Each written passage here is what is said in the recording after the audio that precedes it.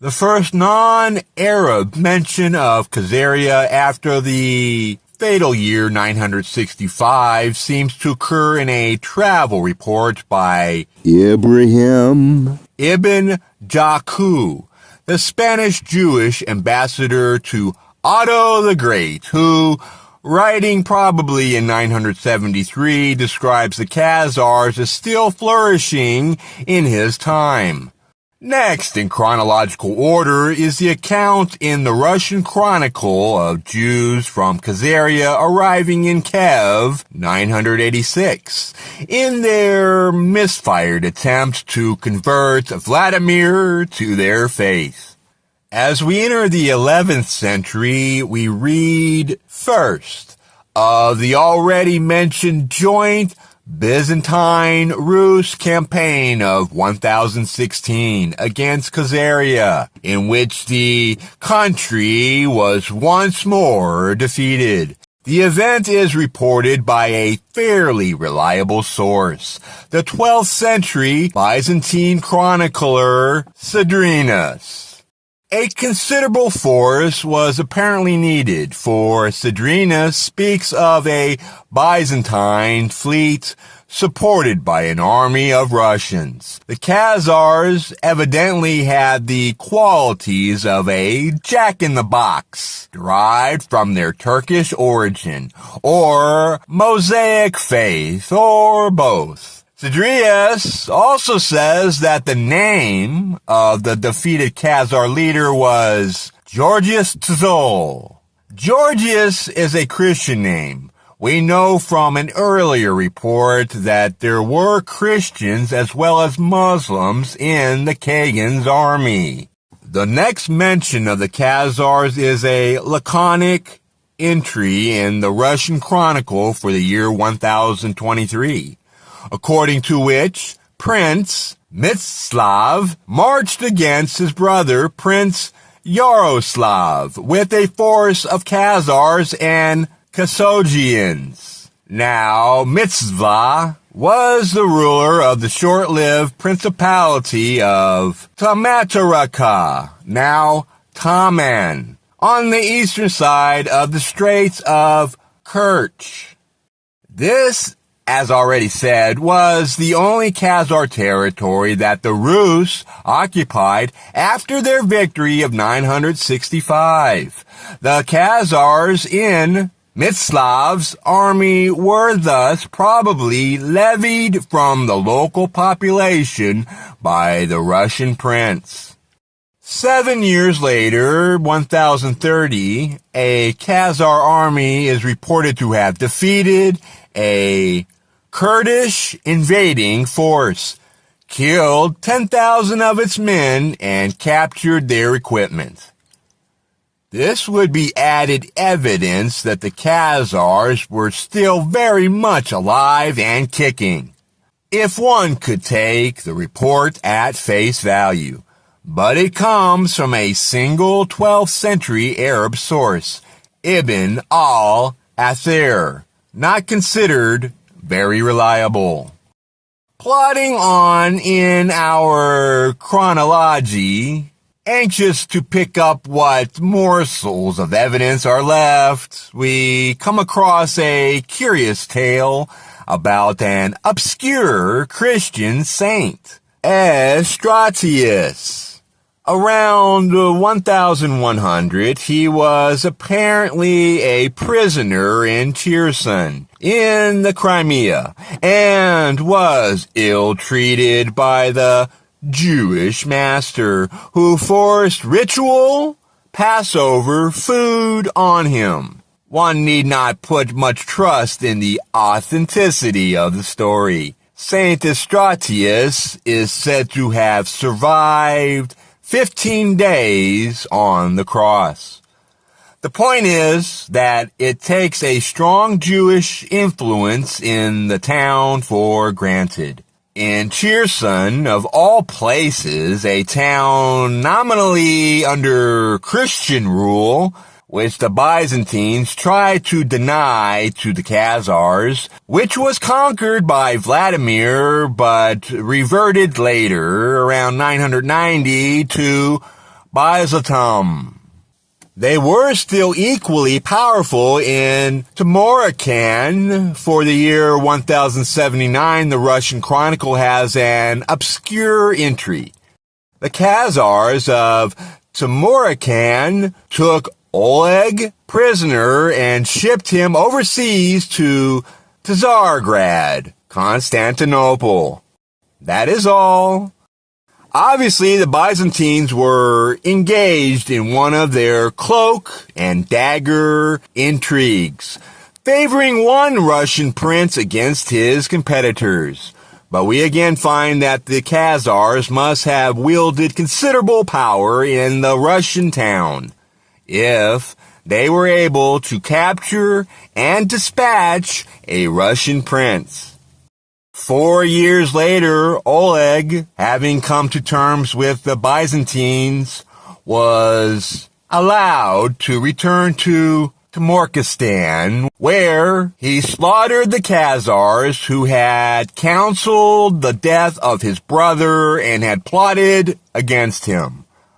Oleg's brother, Roman, had actually been killed by the Kipchak Cumans in the same year as the Khazars captured Oleg. Did they also engineer his brother's murder by the Cumans, or were they victims of the Byzantines' Machiavellian game of playing off Khazars and Rus against each other? At any rate, we are approaching the end of the 11th century, and they are still very much on the scene. A few years later, sub anno 1106, the Russian Chronicle has another laconic entry, according which the Polovsky, the Cumans, raided the vicinity of Zarzek, west of Kiev, and the Russian prince sent a force out to pursue them under the command of the three generals, Yan, Putyata, and Ivan the Khazar. This is the last mention of the Khazars in the Old Russian Chronicle, which stops 10 years later in 1116. But in the second half of the 12th century, two Persian poets, Kakani, who lived 1106 to 90, and the better-known Yazami, who lived 1141 to 1203, mentioned in their epics a joint Khazar-Rus invasion of Shirvan during their lifetime. Although they indulged in the writing of poetry, they deserve to be taken seriously, as they spent most of their lives as civil servants in the Caucasus and had an intimate knowledge of Caucasian tribes. Kakani speaks of Dervent Khazars, Darband being the defile or turnstile between the Caucasus and the Black Sea, through which the Khazars used to raid Georgia in the good old days of the 7th century, before they developed a more sedate style of life. Did they revert towards the end to the unsettled Norman warrior habits of their youth? After, or possibly before, these Persian testimonies, we have the tantalizing, short, and grumpy remarks of that famed Jewish traveler, Rabbi Petachian of Regensburg, quoted earlier on. We remember that he was so huffed by the lack of Talmudic learning among the Khazar Jews of the Crimean region that when he crossed Khazaria proper, he only heard of the wailing of women, and the barking of dogs. Was this merely a hyperbole to express his displeasure? Or was he crossing a region devastated by a recent Kuman raid? The date is between 1170 and 1185. The 12th century was drawing to its close, and the Kumans were now the omnipresent rulers of the steppes. As we enter the 13th century, the darkness thickens, and even our meager sources dry up. But there is at least one reference which comes from an excellent witness. It is the last mention of the Khazars as a nation, and is dated between 1245-47. By that time, the Mongols had already swept the Kumans out of Eurasia and established the greatest nomad empire the world has yet seen, extending from Hungary to China. In 1245, Pope Innocent IV sent a mission to Batu Khan, grandson of Genghis Khan, ruler of the western part of the Mongol Empire, to explore the possibilities of an understanding with this new world power, and also no doubt to obtain information about its military strength. Head of this mission was the 60-year-old Franciscan friar, Jonas de Plano Carpini. He was a contemporary and disciple of St. Francis of Assisi, but also an experienced traveler and church diplomat who had held high offices in the hierarchy. The mission set out on Easter Day, 1245, from Cologne, traversed Germany, crossed the Dnieper and the Don, and arrived 1 year later at the capital of Batu Khan and his golden horde in the Volga estuary. The town of Sare Batu, alias Sachsen, alias Itil. After his return to the West, Carpini wrote his celebrated Historica Monglorium. It contains, amidst a wealth of historical, ethnographical, and military data, also a list of the people living in the regions visited by him. In this list, enumerating the people of the northern Caucasus, he mentions, along with the Alans and Circassians, the Khazars observing the Jewish religion. It is, as already said, the last known mention of them before the curtain falls. But it took a long time until their memory was effaced. Genovese and Venetian merchants kept referencing to the Crimea as Gazaria, and that same occurs in Italian documents as late as the 16th century. This was, however, by that time merely a geographical designation, commemorating the vanished nations. Yet, even after their political power was broken, they left marks of Khazar Jewish influence in unexpected places and on a variety of people. Among them were the Seljuk, who may be regarded as the true founders of Muslim Turkey. Towards the end of the 10th century, this other offshoot of the Guz had moved southwards into the vicinity of Bokhara, from where they were later to erupt into Byzantine, Asian Minor, and colonize it. They do not enter directly into our story, but they do so through a back door, as it were, for the great Seljuk dynasty seems to have been intimately linked with the Khazars.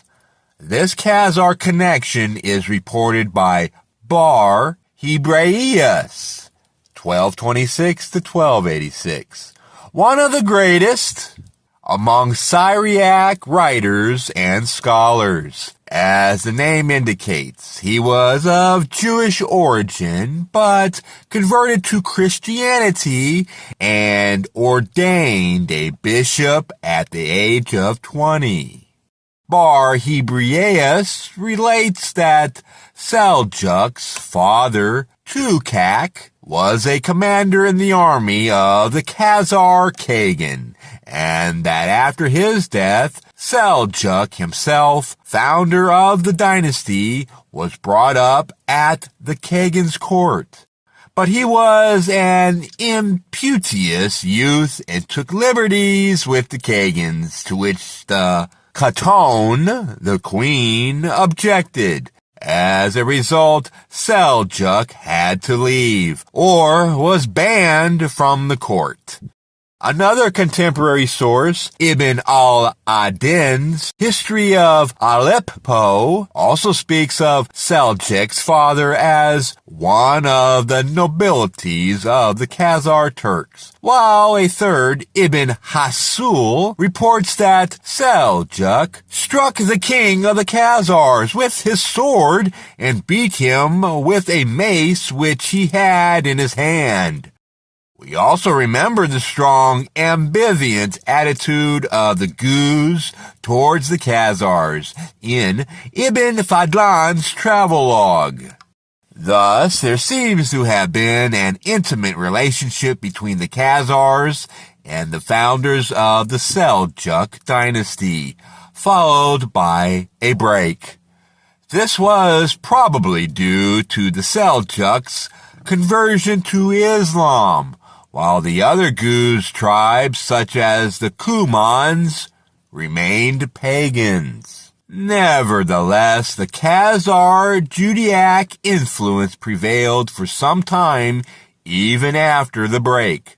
Among the 4 sons of Seljuk, one was given the exclusively Jewish name of Israel, and one grandson was called David. Dulap, usually a very cautious author, remarks, in view of what has already been said, the suggestion is that these names are due to the religious influence among the leading families of the Gus of the dominant Khazars. The house of worship among the Gus, mentioned by Qazwini, might well have been a synagogue. We may add here that, according to Artamanov, specifically, Jewish names also occurred among that other Gus branch, the Cumans. The sons of the Cuman prince Kobayak were called Isaac and Daniel. Where the historian's resources give out, legend and folklore provide useful hints. The primary Russian chronicle was compiled by monks. It is saturated with religious thought and long biblical excursions. But parallel with the ecclesiastical writings on which it is based, the Kiev period also produced a secular literature, the so-called Bylina, heroic epics or folk songs, mostly concerned with the deeds of great warriors and semi-legendary princes. The Lay of Igor's Host, already mentioned about that leader's defeat by the Cumans, is the best known among them.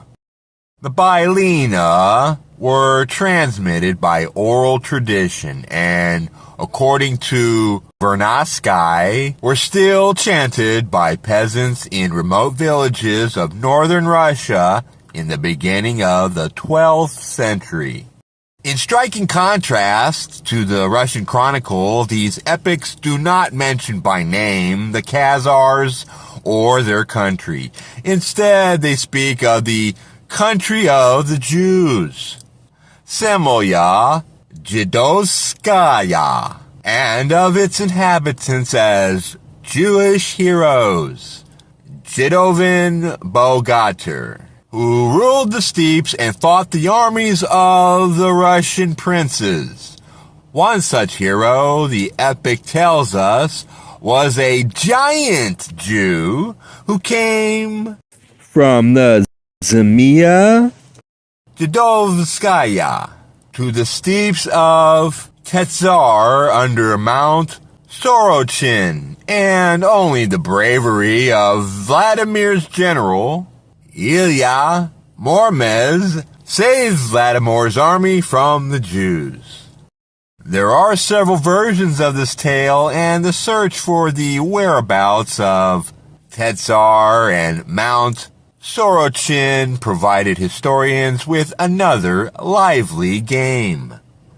But as Polyak has pointed out, the point to retain is that in the eyes of the Russian people, the neighboring Khazaria in its final period was simply the Jewish state, and its army was an army of Jews. This popular Russian view differs considerably from the tendency among Arab chroniclers to emphasize the importance of Muslim mercenaries in the Khazar forces and the number of mosques in Itil, forgetting to count the synagogues.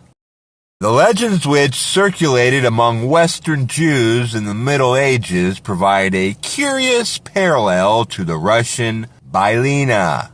To quote Polyak again, the popular Jewish legend does not remember a Khazar kingdom, but a kingdom of the Red Jews. And Baron comments, the Jews of other lands were flattered by the existence of an independent Jewish state. Popular imagination found here in particularly fertile field, just as the biblically minded Slavonic epics speak of Jews rather than Khazars. So did Western Jews long after spin romantic tales around those Red Jews. So styled perhaps because of the slight Mongolian pigmentation of many Khazars. Another bit of semi-legendary, semi-historical folklore connected with the Khazars survived into modern times, and so fascinated Benjamin Disraeli that he used it as material for a historical romance, The Wondrous Tale of Alroy. In the 12th century, there arose in Khazaria a Messianic movement, a rudimentary attempt at a Jewish crusade aimed at the conquest of Palestine by force of arms.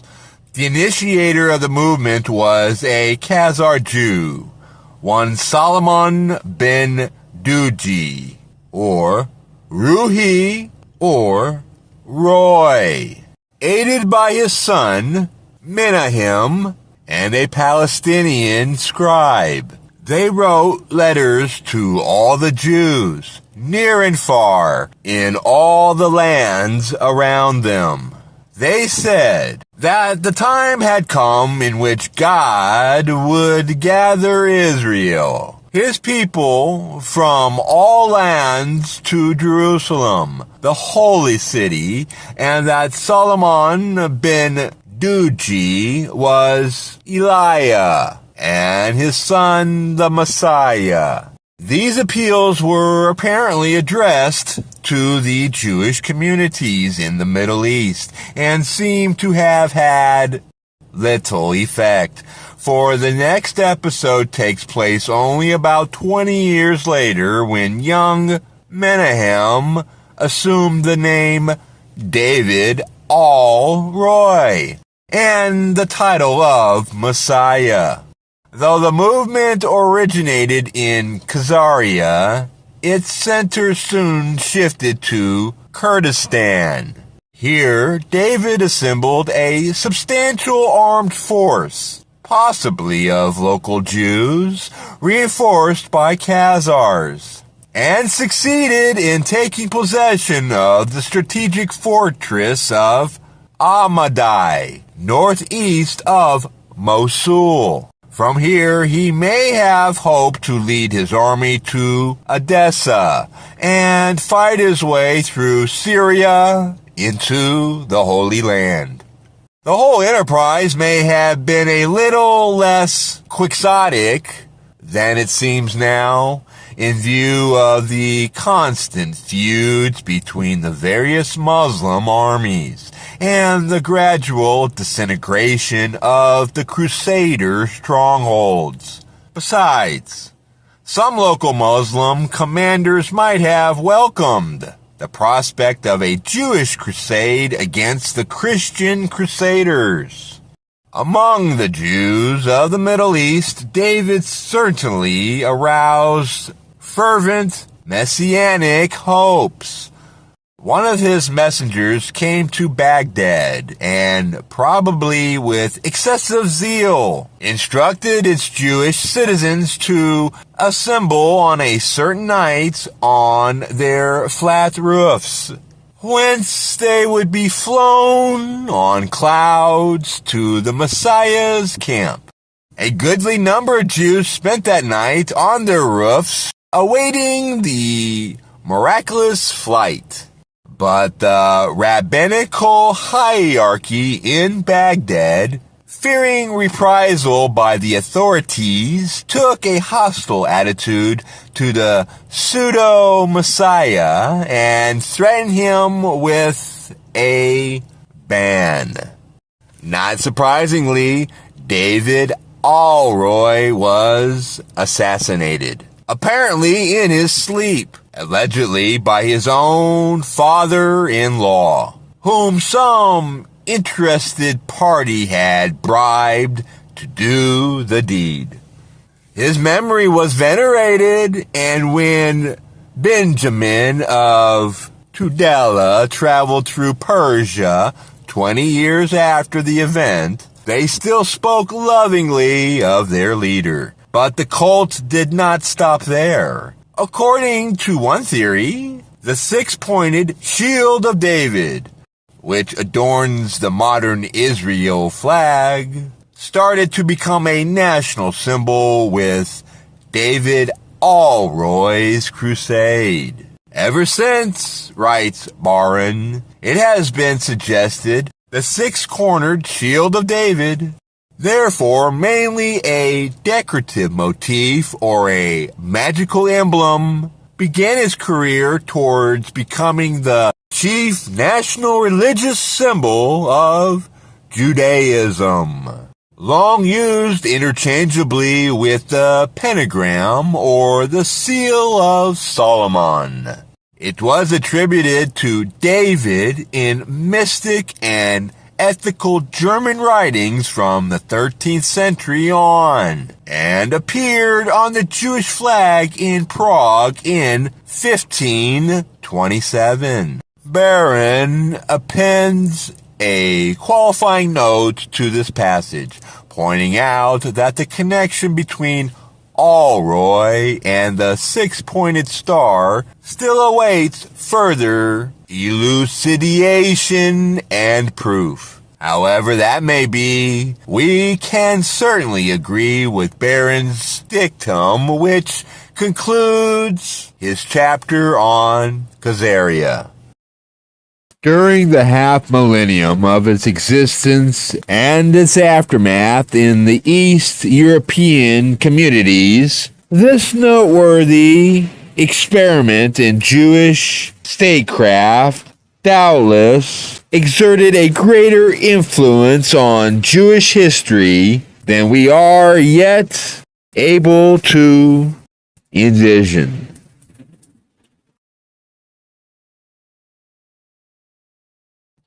Next, part 2, the heritage.